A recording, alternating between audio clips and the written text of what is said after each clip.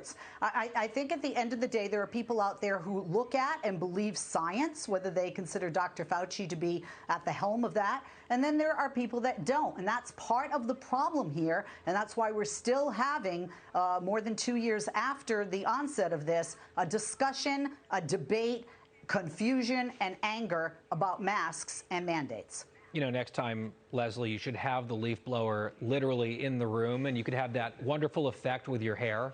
It would be very dramatic, and I think your points would be even better. Stephen, here's the problem. There's a combination. I don't know if that's an insult or a compliment. It is a compliment. I don't even remember what I said, but it's a compliment for sure.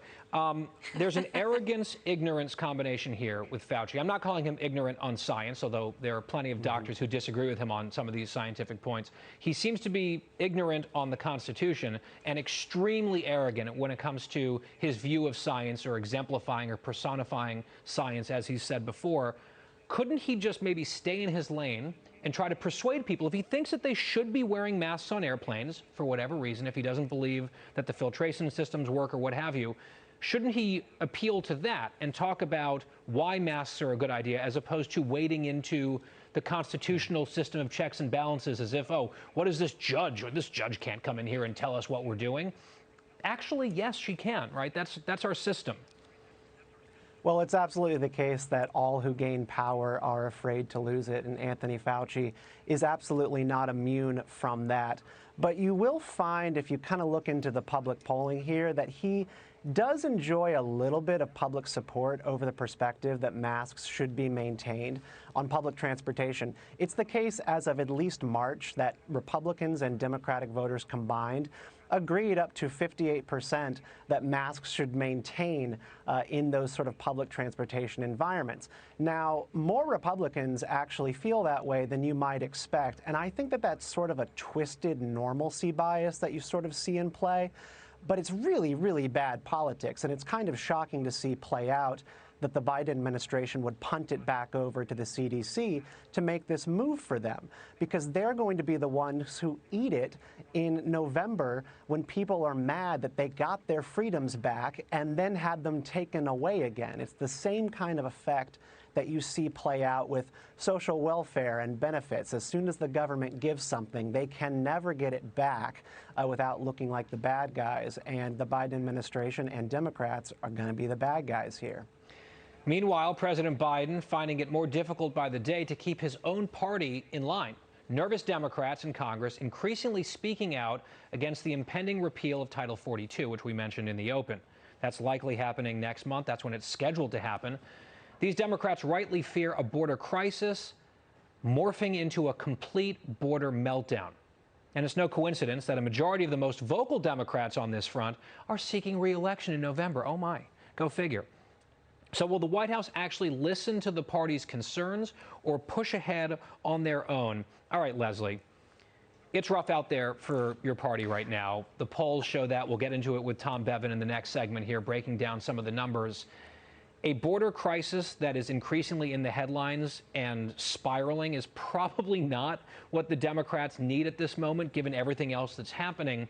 Do you think the president would be wise to listen to this chorus of voices and say, maybe the whole Title 42 thing, let's punt that for a while?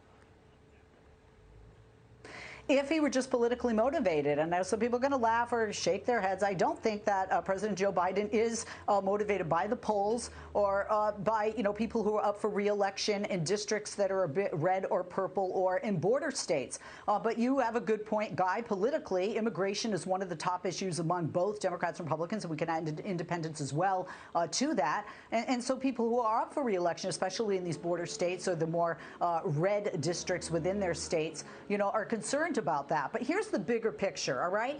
Title 42, in my opinion, I know I'm not alone in this, is a Band-Aid on something that needs immigration, major reconstructive surgery. And that major reconstructive surgery is comprehensive immigration reform, which both Democrats and Republicans have been failing at in Congress in their responsibility. If we change and fix amnesty laws, people won't come here to apply for amnesty. They can do it in their home country, and that would be a problem solved, and no president would have to do that. It would just take our elected officials. So the thing is, Carol, It's true that Title 42 is not like a cure-all solution to our immigration problems. However, it is at least a tool, maybe the only remaining tool that a lot of our officials have down there to deal with this massive surge and to then take it away during the height of the season with the problem already getting worse. I mean, you can say you're getting rid of a Band-Aid, but it's a pretty big Band-Aid, and the blood flow will get, even more dramatic here over the summer.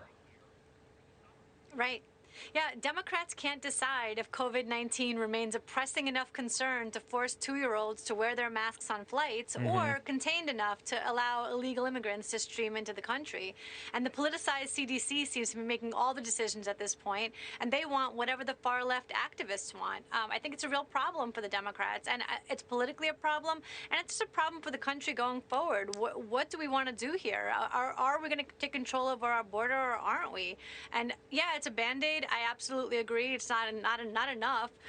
But the Democrats need to start somewhere, and the Band-Aid might be the place to begin. Yeah, I mean, this decision to jettison Title 42 is a policy disaster that also happens to be terrible for them politically. And the Biden people are like, let's do it. We're going to stick to the plan next month. Stephen, call me a cynic, but it seems like these Democrats who did not care at all about border security, all of a sudden they're very concerned about it. They're worried about Title 42. Every single Senate Democrat last August voted against an amendment from Ted Cruz, which would have enshrined Title 42, protected it. They all voted no. They all voted against it 8 months ago. And then they've seen the light. It's like this come to Jesus moment. Oh, actually, Title 42 is vital, Mr. President. It's almost as if they are reading polls and focus groups and pretending, at least for a few more months, to care about this issue. Well, I'd never call you a cynic, Guy, but I do defer actually to some of the wisdom here of Democratic strategist James Carville, who recently said that Americans generally like immigration. What they do not like is disorder or chaos. We just got out of the field at Echelon Insights with our April polling. And what we found on immigration sentiment does show this, that Democrats and Republicans united are livid about what's going on at the border. 58% combined disapproval. It's a huge number, but there are other huge numbers that we also found. Between 50 and 77% support for almost every solution under the sun. Building a wall, more drone surveillance, amnesty for dreamers, increased student visas and seasonal visas. Americans just want to see something happen. They're willing to accept almost any solution besides open borders, which is the only one that is underwater. But what we have right now is the perception of de facto open borders. And what James Carville said, chaos and disorder. And that doesn't work. The chaos is bad enough now.